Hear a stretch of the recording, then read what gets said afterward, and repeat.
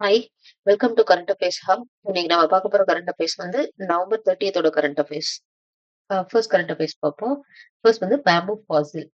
இது ரிலேட்டடான குவிஸ் பார்ப்போம். The 30,000 year old bamboo fossil found in Manipur belongs to which genus? அதாவது bamboo Fazil பாத்தீங்க அப்படின்னா மணிப்பூர்ல வந்து கண்டுபிடிச்சிருக்காங்க. எவ்வளவு வருஷம் அது ஓல்டு அப்படின்னா 37,000 years old.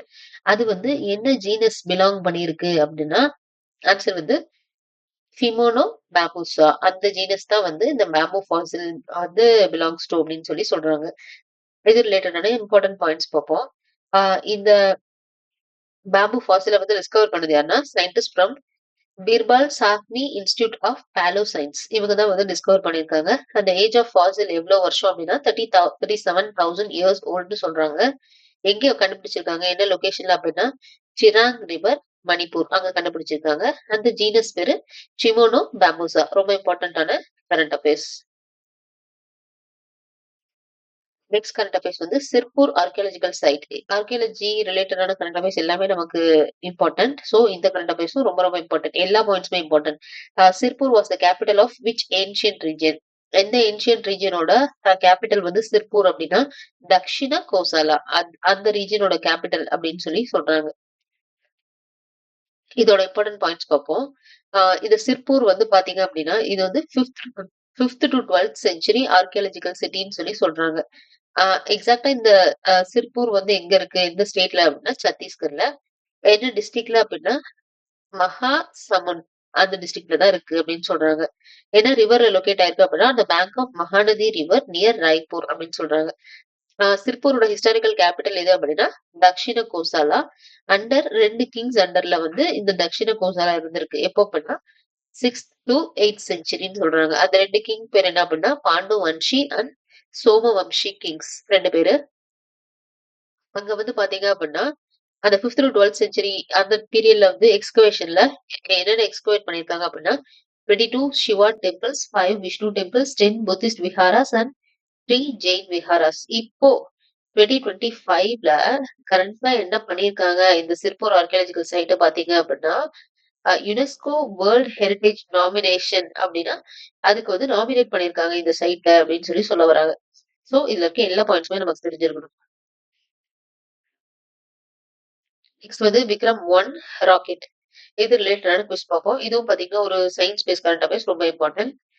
Vikram 1 India's first privately developed commercial orbital rocket was built by which company? என்ன கம்பெனி அப்படின்னா ஸ்கைரூட் ஏரோஸ்பேஸ். அவங்க தான் வந்து இந்த விக்ரம் 1 அப்படிங்கிற India's first privately developed commercial orbital ராக்கெட்டை வந்து பில்ட் பண்ணியிருக்காங்க.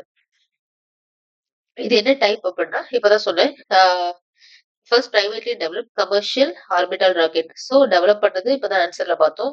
இதை வந்து லான்ச் பண்ணது யாரு அப்படின்னா பிரைம் மினிஸ்டர் ஆஃப் இந்தியா. இவங்க தான் வந்து லான்ச் பண்ணியிருப்பாங்க. எங்க அப்படின்னா ஸ்கை ரூட்ஸ் இன்ஃபினிட்டி கேம்பஸ் ஹைதராபாத்ல வந்து லான்ச் பண்ணியிருப்பாங்க. ஆஹ் இந்த விக்ரம் 1 இருக்குல்ல அந்த ராக்கெட்டோட பர்பஸ் என்ன அப்படின்னா to design to launch small satellite in low earth orbit. அதாவது லோ எர்த் ஆர்பிட்ல வந்து ஸ்மால் சேட்டலைட்ஸ் வந்து லான்ச் பண்றது. அதுதான் அதுக்காக டிசைன் பண்ணது இந்த விக்ரம் 1 ராக்கெட்னு சொல்றாங்க. ப்ரீவியஸா பாத்தீங்க அப்படின்னா இந்த ஸ்கை ரூட் ஏரோஸ்பேஸ் இருக்காங்கல்ல இவங்க பாத்தீங்கன்னா விக்ரம் அப்படின்னு சொல்லி ஒரு ராக்கெட் டெவலப் பண்ணிருக்காங்க which is India's first private sub orbital rocket அப்படின்னு சொல்றாங்க. எப்போ லான்ச் பண்ணிருக்காங்கன்னா 2022ல. சோ இதுலயே எல்லாமே நமக்கு தெரிஞ்சிருக்கணும். ஆஹ் இதுவும் பாத்தீங்கன்னா ஒரு சயின்ஸ் பேஸ் கரண்ட் அஃபேர்ஸ். எல்லா பாயிண்ட்ஸுமே ரொம்ப இம்பார்ட்டன்ட். நெக்ஸ்ட் வந்து women empowerment campaign. Women empowerment பத்திலாம் நம்ம படிச்சிருப்போம்ல. சோ இந்த கரண்ட் அஃபேர்ஸ் ரொம்ப இம்பார்ட்டன்ட். என்ன சொல்ல வராங்க அப்படின்னா Nai Chetna food core is implemented under which programme of the ministry of rural development? என்ன ப்ரோக்ராம் அப்படின்னா DAYNRLM. அப்படின்னா என்ன அப்படின்னா ஃபுல் ஃபார்ம் என்ன அப்படின்னா Deen Dayal Antyodaya Yojana national rural livelihood mission. அதுதான் வந்து இதோட ஃபுல் ஃபார்ம். இது வந்து எந்த மினிஸ்ட்ரி அண்டர்ல வருது அப்படின்னா மினிஸ்ட்ரி ஆஃப் ரூரல் டெவலப்மெண்ட். மொத்தம் எத்தனை ஸ்டேட்ஸ் வந்து கவர் பண்றாங்கன்னா all states and union territories வந்து கவர் பண்றாங்க. இந்த கேம்பெயின் வந்து எவ்வளவு டியூரேஷன் நடக்க இருக்கு அப்படின்னா December 23, 2025 வரையும் நடக்க இருக்கு. ஸோ இது வந்து ஒரு உமன் எம்பவர்மெண்ட் கேம்பெயின் ரொம்ப இம்பார்ட்டன்ட். எல்லா எல்லா டீடைல்ஸுமே நமக்கு தெரிஞ்சிருக்கணும். நெக்ஸ்ட் வந்து போலண்ட் மெமோரியல். இது வந்து பாத்தீங்க அப்படின்னா ஒரு history base current affairs. Poland assistant Veeran Chinnamalai Dheeran Chinnamalai பத்தி நம்ம படிச்சிருப்போம்ல ஹிஸ்டரியில. சோ, அதனால இது வந்து important. Poland assisted Dheeran Chinnamalai in which are the following battle against British. அதாவது பேட்டில் அகெயின்ஸ்ட் பிரிட்டிஷ்ல தீரன் சின்னமலைக்கு வந்து போலண்ட் வந்து அசிஸ்ட் பண்ணியிருப்பாங்க. அது என்னென்ன பேட்டில் அப்படின்னா, battle of Bhavani, battle of Chennimalai and battle of Arachalur. So, இந்த குவிஸ் வந்து நமக்கு கண்டிப்பா தெரிஞ்சிருக்கணும். இப்போ இது ரிலேட்டடா பார்ப்போம். லொகேஷன் என்ன அப்படின்னா, ஜெயராமபுரம், மொதக்குறிச்சி, ஈரோடு. இங்கதான் பாத்தீங்க அப்படின்னா போலண்ட் மெமோரியல். மெமோரியல்னா நமக்கு தெரியும், ஸ்டாச்சுன்னு சொல்லலாம். அவரோட ஸ்டாச்சுன்னு சொல்லலாம். அத வந்து பாத்தீங்கன்னா, நம்ம தமிழ்நாடு சீஃப் மினிஸ்டர் வந்து இனாகுரேட் பண்ணியிருக்காங்கன்னு சொல்றாங்க. போலண்டோட ரோல் என்ன அப்படின்னா, தீரன் சின்னமலை இருக்காரு இல்லையா? அவங்களோட கமாண்டரா வந்து போலண்ட் வந்து இருந்திருக்காங்க. அது அவரோட கீ பேட்டில்ஸ் பத்தி தான் இப்ப நம்ம பார்த்தோம். பிரிட்டிஷ் என்ன பண்ணாங்க அப்படின்னா, பிரிட்டிஷோட பிளான் என்ன அப்படின்னா, கொலோனல் ஹாரிஸ் இருக்காங்கல்ல, அவங்க வந்து என்ன பண்ணாங்க அப்படின்னா, plan to capture Dheeran at Odanilai fort. இந்த பாயிண்ட் வந்து நம்ம ஆல்ரெடி ஹிஸ்டரியில படிச்சிருப்போம்.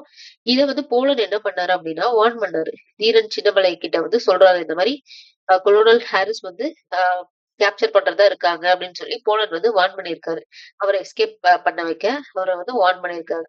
ஆனா போலண்ட் என்ன பண்ணிட்டாரு அப்படின்னா, கொலோனல் ஹாரிஸ் வந்து எங்கே வந்து கொண்டுட்டாரு அப்படின்னா, ஷார்ட் டெட் அட் ஜெயராமபுரம் இன் ஆடி 1805 அப்படின்னு சொல்லி சொல்றாங்க. இதுல பாத்தீங்க அப்படின்னா, தீரன் சின்னமலை பத்தியும் வருது, போலண்ட் பத்தின டீடைல்ஸும் வருது. அண்ட் ஆல்சோ இப்ப ரீசெண்டா இவரோட என்ன சொல்றது, ஸ்டாச்சு வந்து எங்க வந்து இனாகுரேட் பண்ணியிருக்காங்க அப்படின்னா, ஈரோட்ல இனாகுரேட் பண்ணியிருக்காங்க. யாரு பண்ணியிருக்காங்கன்னா, ஸ்டாலின் பண்ணியிருக்காங்க. சோ இதுல ஹிஸ்டரியும் வருது அண்ட் தமிழ்நாடு பேஸ் கரண்ட் அஃபேர்ஸும் வருது. சோ இது ரொம்ப ரொம்ப இம்பார்ட்டன்ட். நெக்ஸ்ட் வந்து அனிமல் ஹஸ்பண்ட்ரி ஸ்டாட்டிஸ்டிக்ஸ்.